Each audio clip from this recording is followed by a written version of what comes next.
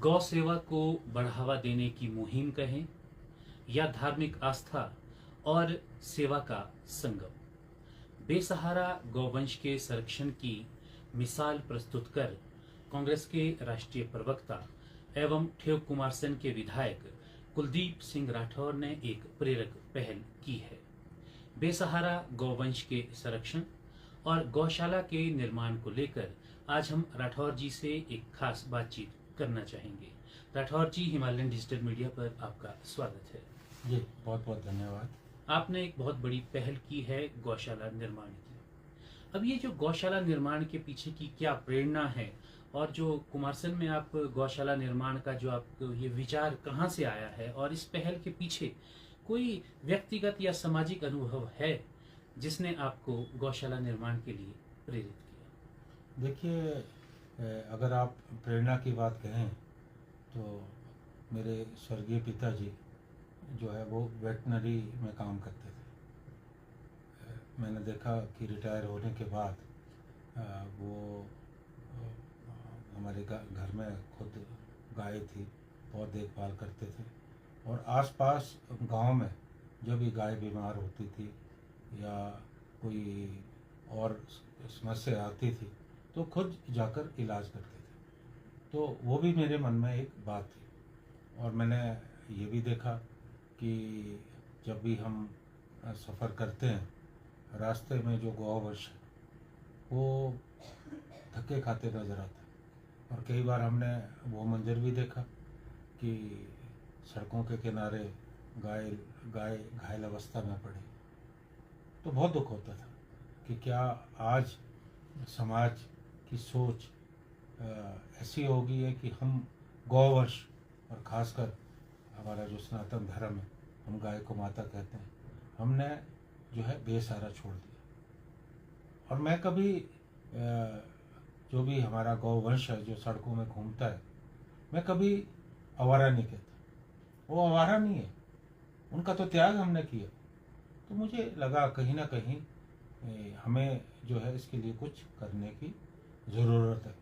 और मैंने एक बार अखबार में खबर पढ़ी कि क्योंकि जो गौवंश है, जो गाय है, कभी लोगों का नुकसान करती हैं, कभी बगीचे में चलेगी, फसलों का नुकसान होता है, कि कहीं लोगों ने जो है गाय जो भी थे पशु सब इकट्ठे किए और ढंग से जाके फेंक। और मुझे बहुत पीड़ा हुई। मुझे लगा कि ये तो हमारा जो समाज है वो इसकी इजाज़त नहीं देता और जिस सोच के हम लोग हैं वहाँ जो है ऐसी बर्बरता को कोई स्थान नहीं। जब मैं विधायक बना तो मैं एक धार्मिक कार्यक्रम में गया, मेरे साथ जो है एसटीएम मोदी भी थे। तो प्रवचन दे रहे थे, जो वहाँ पे आए थे प्रीचर, वो प्रवचन दे रहे थे। तो उन्होंने एक बात कही कि देखिए हर जगह पे गाय इस तरह से सड़कों में घूम रही है, ये गलत है जिस तरह से प्रवचन दिए जाते हैं। तो उन्होंने मेरी तरफ देखा कि यहाँ ठेव के विधायक बैठे, क्या उनकी सोच। मेरे मन में तो पहले से बात थी। मैंने एसटीएम साहब की तरफ देखा, उन्होंने तुरंत हामी भरी और उसी दिन से इस पे काम शुरू हो गया। मैंने उन्हें कहा कि आप जल्दी ही जगह चिन्हित करें। जगह ऐसी होनी चाहिए जहाँ पर्याप्त मात्रा में पानी हो, धूप हो और हम अच्छी तरह से, और जंगल भी हो आसपास, ताकि हम जो है वहाँ पे गौशाला का निर्माण कर सकें। और हमारे जो एसटीएम साहब है उन्होंने बड़ी तत्परता से जो है काम किया और जो भी प्रक्रिया होती है विभाग की वो प्रक्रिया पूरी की। और मैंने जो है आधारशिला जो है गौ सदन की रखी, पूरी विधि पूर्वक पूजा पाठ से मैंने रखी। और आज मुझे खुशी है कि आज हमारी गौशाला लगभग बन के तैयार है। अभी पिछले दिनों मैं गया था, आप भी वहाँ स्थल पे मौजूद थे। और अब मुझे लगता है कि 1 महीने के अंदर अंदर जो है, क्योंकि छोटे मोटे काम है वो पूरे हो जाएंगे और हम 1 महीने कम से कम इस वर्ष के अंत तक हम उस प्रयास करेंगे कि हम उस गौशाला को जो है समर्पित करें। ये आपने बहुत ही महत्वपूर्ण बात कही, क्योंकि जैसे जैसे सर्दियां बढ़ेगी और गौवंश के लिए बाहर रहना टिकना मुश्किल हो जाएगा। लेकिन इन सबसे ऊंची आपने जो बात कही कि ये आवारा पशु नहीं है, ये बेसहारा है, ये त्यागे गए हैं, जो हमारे सुख दुख के, हमारे आजीविका के साधन और हमारा सहयोग करते थे, वो आज त्याग दिए गए हैं। इससे बड़ा दुर्भाग्य नहीं हो सकता। तो आपने जो ये गौशाला का निर्माण किया है, इसके पीछे का क्या आपका उद्देश्य है, और इस ये जो आप गौशाला का निर्माण कर रहे हैं, गौवंश की जो आज की वर्तमान स्थिति है उसको सुधारने के लिए किस प्रकार से मददगार साबित होगा? देखिए, जो मानव है, इंसान है, अगर उनको कोई समस्या आती है वो तो जोर शोर से उठाते हैं। अब ये तो बेजुबान हमारे पशु हैं, इनकी तो जुबान नहीं है, इनके जज्बातों को तो हमें समझने की ज़रूरत है। और जैसा आपने कहा कि इसके पीछे क्या उद्देश्य है, एक संदेश मैं पूरे प्रदेश में देना चाहता हूँ। ऐसा नहीं है कि दूसरी जगह भी बहुत सारी गौशालाएं चल रही है। एक संदेश मैं अपने क्षेत्र से देना चाहता हूँ, क्योंकि विधायक बनने के बाद मैंने ये पहला काम किया। और एक बात आप समझने का प्रयास कीजिए कि आज हम कहते हैं कि बादल फटने की घटना होगी, अप्राकृतिक रूप से कोई इस तरह की दुर्घटनाएं होती हैं, तो कहीं ना कहीं मन में ये बात आती है कि क्या ये कारण तो नहीं कि हम जो है गाय माता जो हमारे समाज में पूजी जाती है, उनको हमने इस तरह से छोड़ दी, इस हाल में छोड़ दी। तो ये सोच को लेकर हम आगे बढ़ें। और आप ये भी जानते हैं कि लोगों का भी बहुत नुकसान हो रहा है, हमारी कृषि का बहुत ज़्यादा नुकसान हो रहा है, क्योंकि खाने के लिए जब चारा नहीं होगा तो कहीं पे खेतों में चले जाएंगे, और जो नर्सरी है, नई प्लांटेशन है, उसका भी नुकसान हो रहा है। तो कहीं ना कहीं हमारी आजीविका के साथ भी जो है आजीविका का भी नुकसान हो रहा है कि अच्छी प्लांटेशन हो पा रही है। अब मुझे कई हमारे बागवान मिले, किसान मिले कि जी हमने सब्जी लगाई थी, लेकिन पशु आ गए। ये खाली गाय नहीं है, जंगली पशु भी आते हैं, हमारा नुकसान हो गया। तो इससे जो है मुझे लगता है कि इस पर भी जो है लगाम लगे। नहीं, आपने बहुत ही महत्वपूर्ण बात कही। आपने इसके वैज्ञानिक पहलू रख दिए हैं, धार्मिक पहलू भी आपने रखा कि गाय को हम माता मानते हैं। और ये जो प्राकृतिक आपदाएं हैं, देश प्रदेश हर जगह ये चर्चा थी कि कहीं ये इसका ही कोई प्रकोप तो नहीं है। तो ये हमारी धार्मिक मान्यताएं भी जुड़ी है, और गाय को तो हम अपने माँ के समान उन्हें सम्मान देते हैं। और जहाँ तक बात रही कृषि और बागवानी की, तो बगैर गौवंश के इसकी कल्पना करना भी मुश्किल है। और आज जैविक खेती की तरफ भी लोग जा रहे हैं, उसके लिए भी गौवंश का होना बहुत ही जरूरी है। अब आप जो ये गौशाला अपने कुमारसैन के खेकर में निर्माणाधीन है, तो इसमें क्या क्या सुविधाएं गौवंश के लिए होगी, और चिकित्सा की क्या सुविधाएं रहेगी, और जो आश्रय दिया जा रहा है उसमें क्या क्या सुविधा हमारे इस बेसहारा गौवंश के लिए होने वाली है? देखिए, ये बिल्कुल जो है हम इसको आधुनिक तरीके से हम इसका निर्माण जो है कर रहे हैं। फिलहाल जो है कोई 100 के करीब जो गौवंश है उनकी व्यवस्था की जाएगी आने वाले समय में, क्योंकि हमारे पास जगह बहुत है, हम इसे जो है बढ़ाने वाले हैं। तो वहाँ हम जो है पूरी देखभाल के लिए हम नियुक्तियाँ करेंगे। तो इसी में हम अपनी बात रख लेते हैं कि इसका जो प्रबंधन है, एक उपमंडल में जाकर एक गौशाला बन रही है और सभी लोगों का इसकी तरफ रुझान भी है, आकर्षण का एक केंद्र बना है कुमारसैन में। तो इसका प्रबंधन कौन करेगा, और या कोई विशेष समिति जो है इसके लिए गठित की जाएगी? नहीं, बिल्कुल आपने सही प्रश्न पूछा। मैंने एसडीएम साहब से बात की है कि एक समिति बनाने की ज़रूरत है, और आप इस समिति में उन लोगों को रखिए जो वास्तव में जो है सेवा करना चाहते हैं। तो मुझे लगता है कि जल्दी ही उस समिति का जो है गठन हो जाएगा, और वो समिति जो है पूरी इस गौशाला की देखरेख जो है करेगी। ये हमारे दर्शकों के लिए भी बहुत महत्वपूर्ण बात है कि एक समिति का गठन होगा और उपमंडल अधिकारी उसमें रहेंगे। उनकी देख रेख में ये जो गौवंश के संरक्षण के लिए एक महत्वपूर्ण कदम उठाया जा रहा है, इस तरफ कार्य होगा, जैसा कि राठौर जी ने कहा। तो इससे राठौर जी क्या लगता है कि स्थानीय समुदाय को कोई लाभ होने वाला है और रोजगार के भी अवसर सृजित करने में ये परियोजना सहायक होने वाली है? देखिए, प्रत्यक्ष और परोक्ष रूप से बहुत फायदा होने वाला है। और कई बार आपने देखा होगा कि एक्सीडेंट्स होते हैं, वो भी एक बहुत बड़ा कारण है। और आप जब सड़क में गाड़ी चलाते हैं तो कई बार इतने गौवंश जो है सड़क में विचर रहा होता है कि बहुत मुश्किल आती है। तो एक तो दुर्घटनाओं से आपको निजात मिलेगी, दूसरा हमारी कृषि का जो नुकसान हो रहा है वो उस नुकसान पे भी जो है कहीं ना कहीं लगाम लगेगी। और जहाँ तक अपने अब आप देख रहे होंगे कि हम जो रासायनिक उर्वरक इस्तेमाल कर रहे हैं, आज हमारी खेती दिन प्रतिदिन कम हो रही है, हमारी ज़मीन बंजर हो रही है। आज पूरे विश्व में जैविक खेती की तरफ जोर दिया जा रहा है। और बहुत सारी जगह पे आपने देखा होगा कि लोग जो है गोबर का इस्तेमाल कर रहे हैं, रासायनिक उर्वरक से हटकर, खादों से हटकर जो है प्राकृतिक खेती की तरफ जा रहे हैं। और मुझे लगता है कि सरकारें भी कोशिश कर रही है, बढ़ा रही, क्योंकि आज बीमारियां बढ़ रही हैं, इतने ज़्यादा कीटनाशक, इतनी ज़्यादा खादें।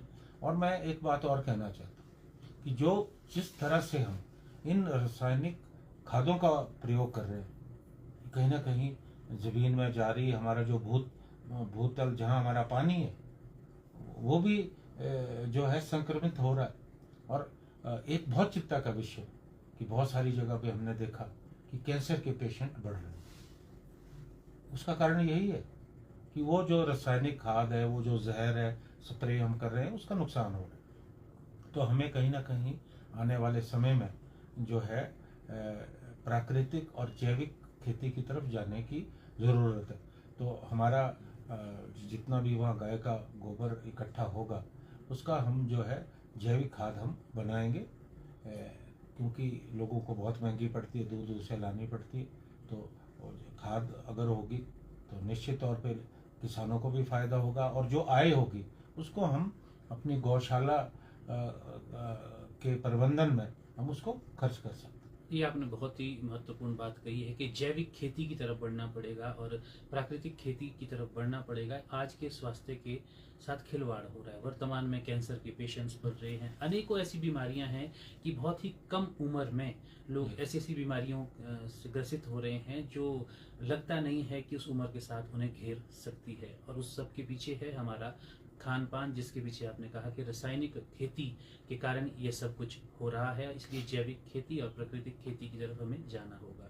और उसके लिए जो मुख्य घटक है वो तो गौवंश से मिलते हैं, गौमूत्र है, गोबर है। उसके बगैर जैविक खेती या प्राकृतिक खेती की कल्पना करना भी असंभव है। तो ये जो गौ सेवा है, इसको तो भारतीय समाज में धार्मिक और इसका सांस्कृतिक महत्व गौ सेवा को प्राप्त है। और आप इसे कैसे देखते हैं? दूसरा ये एक चीज हम आपसे जानना चाहेंगे कि धार्मिक भावनाओं को ध्यान में रखते हुए आप इस परियोजना के साथ और किन किन चीजों को बढ़ावा देना चाहेंगे?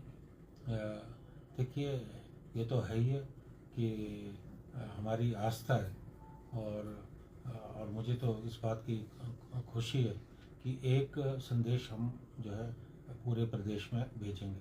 और वहाँ जो गाय हम जो दूध है, मक्खन है, वो भी हम करेंगे, और उसका वो भी वहाँ बनेगा। और उसको भी हम वहाँ एक हमने निर्णय लिया है कि हम छोटा सा शेड बनाएंगे। और एक हमारे दिमाग में बात आई है कि बहुत सारे लोग हैं जिनकी आस्था है, वो अपना जन्मदिन गौशाला में मनाना चाहते हैं, तो उसकी भी हम व्यवस्था करने वाले। बहुत ही महत्वपूर्ण पहल। कई बार पूजा होती है, और भगवान श्री कृष्ण को भी लोग बिल्कुल उसमें मैं आ रहा हूँ। और हम वहाँ अब कई बार तुलादान होता है जी, तो उसकी भी हम व्यवस्था कर रहे हैं कि तुलादान वहाँ वो लोग जाके अपना जन्मदिन मनाएं। और एक बात मेरे जहन में आई है क्योंकि वो स्थान बहुत अच्छा है, बहुत खूबसूरत है कि मैंने अभी अभी तो खैर नहीं, आने वाले समय में हम चाहेंगे, मैंने एसडीएम साहब से और दूसरे जो कमेटी है बनेगी उनसे भी हम बात करेंगे कि हम एक छोटा सा राधा कृष्ण भगवान का मंदिर भी बनाए, भगवान कृष्ण का मंदिर बनाए, तो उसे एक सकारात्मक ऊर्जा पूरे क्षेत्र में जो है आएगी। और ये जो गौशाला है, ये एक गौशाला के साथ एक धार्मिक केंद्र धार्मिक आस्था का केंद्र, धार्मिक आस्था का केंद्र बनेगी। जो लोग मंदिर में चढ़ावा चढ़ाएंगे या पूजा करेंगे, जो भी वहाँ पे चढ़ावा होगा उसका इस्तेमाल हम जो है गौशाला की बेहतरी के लिए कर सकते ये तो बहुत ही अद्भुत कल्पना है कि धार्मिक एक स्थान बनेगा और जो हम एक जीवंत वहाँ गौ माता के भी दर्शन होंगे और उनकी सेवा करने का सबको अवसर मिलेगा। और आपने कहा कि अपने जो जन्मदिन है वो भी वहाँ पे मनाना चाहिए। और जब इस परियोजना की शुरुआत हुई थी राठौर जी, उस वक्त भी आपका जन्मदिन था और आपने अपने जन्मदिन पर ये पुण्य कार्य किया है। और जिस प्रकार से आप काम कर रहे हैं तो काफी समाज सेवी हैं, काफी समाज सेवी संस्थाएं हैं, उनका सहयोग भी क्या आपको प्राप्त हो रहा है? और भविष्य में इस प्रकार के जो प्रयास हैं, आपको क्या लगता है कि स्थानीय लोगों की कितनी भागीदारी इसमें बढ़ने वाली है और समाज सेवी संस्थाओं की कितनी भागीदारी इसमें बढ़ने वाली है? देखिए, अभी जब इसकी शुरुआत हुई तो मैंने अपने एमएलए फंड से 10 लाख की राशि दी और मुझे पूरी उम्मीद है कि बहुत हमारे जो क्षेत्रीय लोग हैं वो भी आगे आएंगे, वो भी जो है सहयोग करेंगे। और सरकार भी जो है गौवंश के लिए, गौशालाओं के लिए अनुदान देती है, तो वो अनुदान भी हमें निश्चित तौर पे मिलेगा। और हमारी ये कोशिश रहेगी कि हम सबके सहयोग से एक आदर्श गौशाला जो है का वहाँ पे निर्माण करें। इस गौशाला के बारे में आपने कहा कि सरकार भी अनुदान देती है, प्रशासन भी सहयोग देता है। एक तो हम ये थोड़ा विस्तार से आपसे जानना चाहेंगे कि किस प्रकार से सरकार सहयोग करेगी, प्रशासन का सहयोग रहेगा। जैसा कि आपने कहा कि कमेटी भी गठित होगी और ये जो गौशाला है ये एक आदर्श गौशाला के रूप में स्थापित होने वाली है जैसी कि संभावनाएं हैं। तो क्या लगता है कि इसके बाद भी और गौशालाओं की स्थापना करने की योजनाएं हैं? देखिए, मैंने हमारा क्योंकि मेरी एक सोच है, अब मैं नहीं जानता कि मैं उस पर कितना सफल होऊंगा, कि जो हमारा पूरा क्षेत्र है, मेरा ठेउक चुनाव क्षेत्र है, वहाँ कोई गाय सड़क में नहीं होनी चाहिए, कोई गाँव सड़क में नहीं होना चाहिए। उसके लिए मैं कोशिश करूँ। अब कितना सफल हो पाऊँगा ये तो भगवान की कृपा है। मैंने ठेउक में भी जो हमारे लोग हैं उनसे मैंने बात की है कि इस तरह की गौशाला हम ठेउक क्षेत्र में भी बनाना चाहते हैं, क्योंकि कुमारसम क्षेत्र में तो हम बन के तैयार है। तो मैं ठेउक क्षेत्र में भी जगह की तलाश कर रहा हूँ और मुझे लगता है कि जैसे ही हमें जगह मिलेगी वहाँ भी हम जो एक अच्छी गौशाला का निर्माण करेंगे। राठौर जी, गौशाला के माध्यम से जो हम बात कर रहे थे जैविक खेती और प्राकृतिक खेती की, देखा जाए तो राष्ट्रीय स्तर पर भी हमारे ही क्षेत्र के लोगों ने, हिमाचल प्रदेश के लोगों को इसमें नवाजा गया है, उन्हें पुरस्कार मिले हैं। और यदि गौशाला के माध्यम से जैविक खेती और प्राकृतिक खेती को बढ़ावा मिले तो ये उन सभी के लिए भी एक अच्छी पहल होगी जो स्वरोजगार की तलाश में है। और इसके लिए सरकार भी काफ़ी मदद कर रही है, काफ़ी सहयोग कर रही है। तो आपको क्या लगता है कि इससे पर्यावरण संरक्षण की बात करें और पूरी प्रकृति में भी कितना सकारात्मक प्रभाव पड़ने वाला है? निश्चित तौर पे प्रभाव पड़ेगा।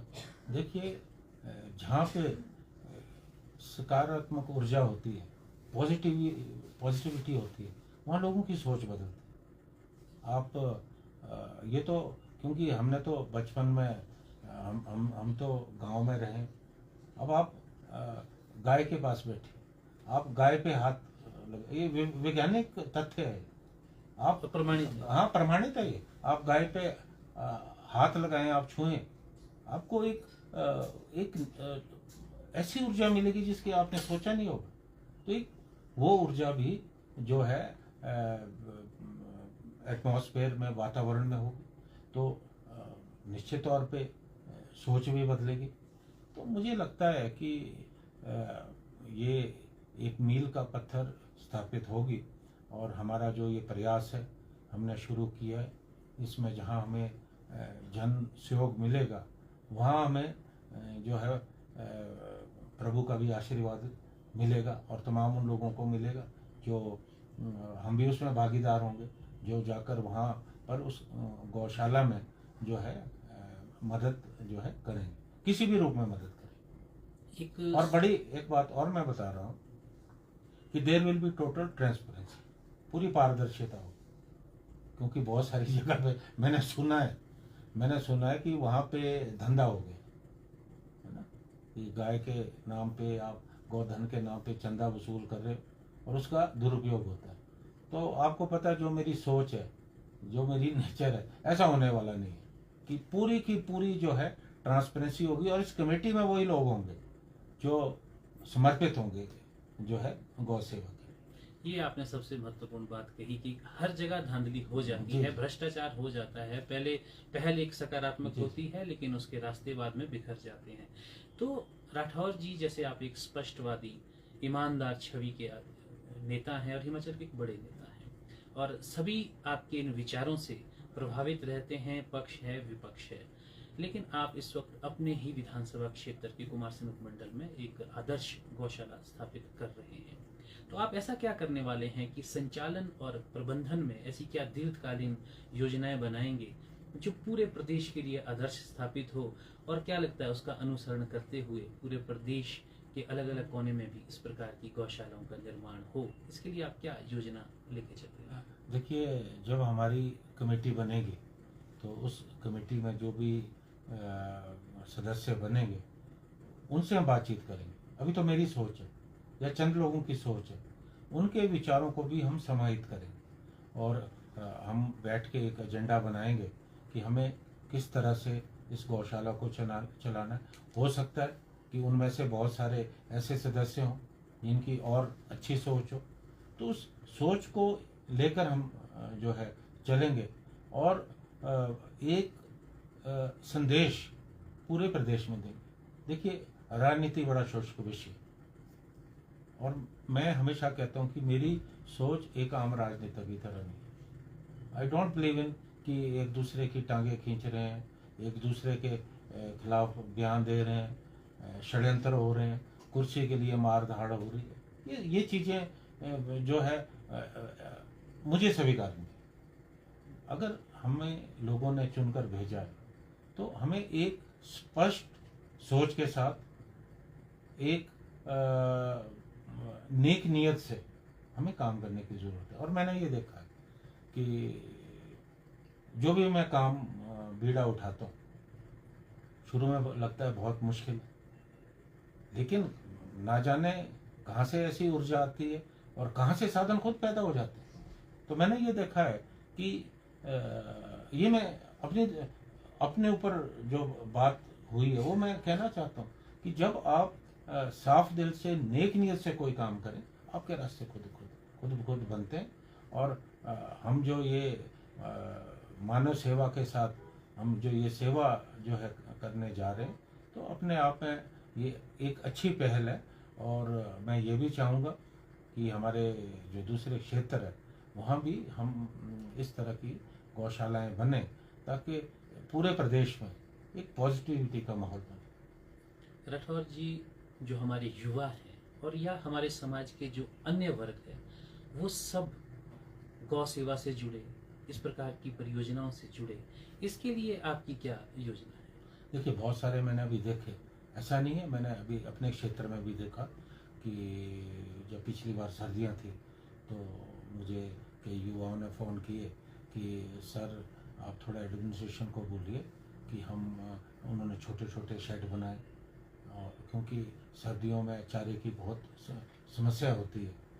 ऐसा नहीं है कि लोग नहीं कर रहे हैं, लोग कर रहे हैं, लेकिन संगठित करने की ज़रूरत है। और मैंने देखा कि पिछली सर्दियों में हमारे जो युवा साथी हमारे कुमारसैन में भी मैंने देखा कि नौजवान साथियों ने उन्होंने छोटे छोटे शेड बनाकर जो है घास इकट्ठा किया।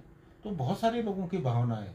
अब ऐसा नहीं है कि बहुत सारे लोगों की सोच है, लेकिन अब हम संगठित रूप में इसे करने वाले, और बहुत सारे युवा जिनकी सोच नहीं, आज जिस तरह से युवाओं की प्रवृत्ति बढ़ रही है, गलत रास्ते में जा रही है, तो मुझे लगता है कि उन्हें भी कहीं ना कहीं हमें इस आंदोलन से जोड़ने की ज़रूरत है। और आखिर में राठौर जी, गौ सेवा और गौवंश के संरक्षण को लेकर के आप समाज को क्या संदेश देना चाहते हैं, और उसी के साथ हम आपके मन की बात जानना चाहते हैं कि आप हमारे दर्शकों को, श्रोताओं को, समाज को संबोधित करते हुए अपने मन की बात भी जरूर उनके साथ साझा करें। देखिए, मेरा तो ये मानना है कि जिस घर में गाय होगी उस घर में, आप ब्राह्मण हैं, कितने करोड़ देवता होते हैं? सहस्त्र कोटि देवताओं की कल्पना है। का वास होता है। जी। तो वो घर जो है हमेशा जो है हरा भरा रहता है। और अब ज़रूरत ये आन पड़ी है हमारे बागवानों को भी, मुझे यही कहना कि आप घर में गाय जरूर पालें। जहाँ आपको आज आप जो ये दूध पी रहे हैं, क्या लगता है आपको कि ये दूध जो है प्योर है? कहाँ से दूध आता है, इसमें क्या मिला है? और कई बार अब तो नकली दूध शुरू हो गया, नकली घी शुरू हो गया। तो आपको जो है बिल्कुल शुद्ध दूध मिलेगा, शुद्ध लस्सी मिलेगी, शुद्ध घी मिलेगा। जब आपका स्वास्थ्य भी ठीक होगा, आपका दिमाग भी ठीक रहेगा, और आपको साथ में गोबर भी मिलेगा, जिससे आप अपनी सब्जियां, अपनी खेती बाड़ी कर सकते हैं। तो गाय ज़रूर आप जो है पालिए। और अगर कल को कोई पशु लगता है कि आप नहीं पाल सकते, तो उसके लिए हमारी गौशाला जो है उपलब्ध रहेगी। लेकिन बहुत सारे मैंने देखा है कि बहुत सारे हमारे किसान और बागवान हैं, वो गाय पाल रहे, छोड़ दिया था पहले। हम इसको बाहर ना समझें कि हमारी जो पीढ़ी है उनको लगता है कि गाय पालना एक बोझ है। अरे आप ये देखिए कि गाय पालने के कितने फायदे हैं। आपको जहाँ स्वच्छ दूध, घी मिलेगा, आपको गोबर मिलेगा, और आपको कृषि में फायदा होगा उसका, क्योंकि आपको जैविक खाद मिल रही।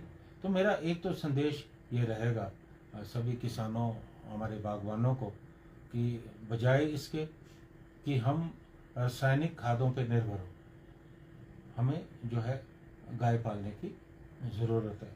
और मुझे लगता है कि इस सोच को आगे बढ़ाने की ज़रूरत है। तभी हम जो है आर्थिक रूप से जहाँ हमें फ़ायदा होगा, शारीरिक रूप से भी हम सक्षम हो पाएंगे, क्योंकि शुद्ध घी और दूध हमें उपलब्ध हो।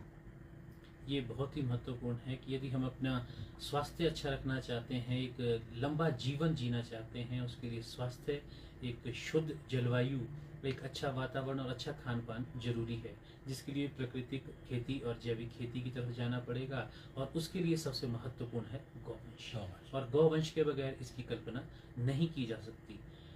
राठौर जी, आज भी काफ़ी महत्वपूर्ण दिन है। आज आपकी विवाह की वर्षगांठ है, और आपके जन्म दिवस से आज विवाह की वर्षगांठ तक हम निरंतर पूरा मीडिया आपसे जुड़ा रहता है, आपकी इन सकारात्मक पहलों को लेकर। सबसे पहले तो आपको विवाह की वर्षगांठ की शुभकामनाएं।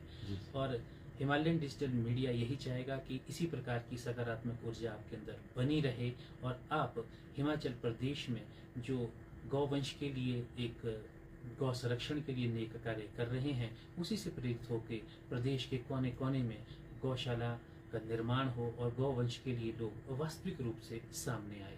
लेकिन क्या आपको कहीं ऐसा लगता है कि गौवंश के नाम पे काफ़ी राजनीति भी होती है, काफ़ी लोग तरह तरह के विचार परोस देते हैं, लेकिन ज़मीनी स्तर पे वे कुछ करते नहीं हैं, तो ये कितना दुखद है?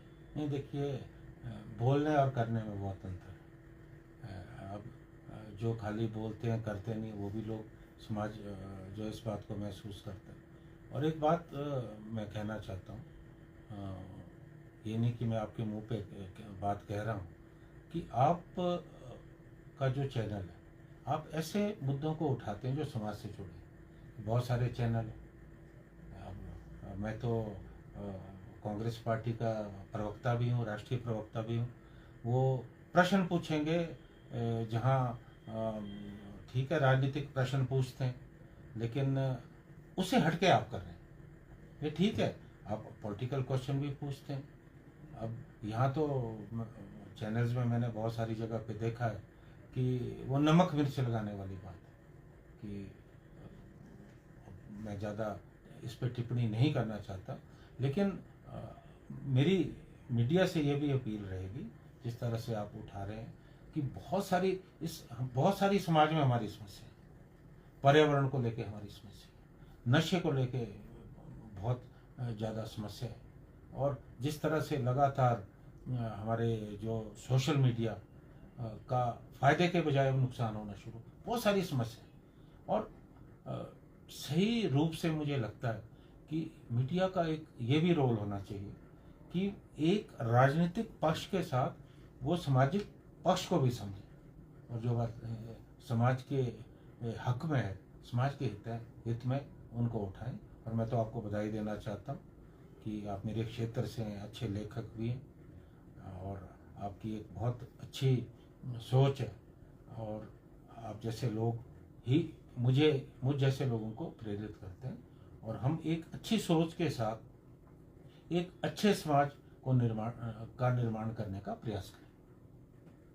राठौर जी, आपने जिस प्रकार से हमारे चैनल की हौसला अफजाई की है, हमारे प्रयासों को पहचाना है और उनकी प्रशंसा की है, उसके लिए हम आपके बहुत बहुत आभारी हैं।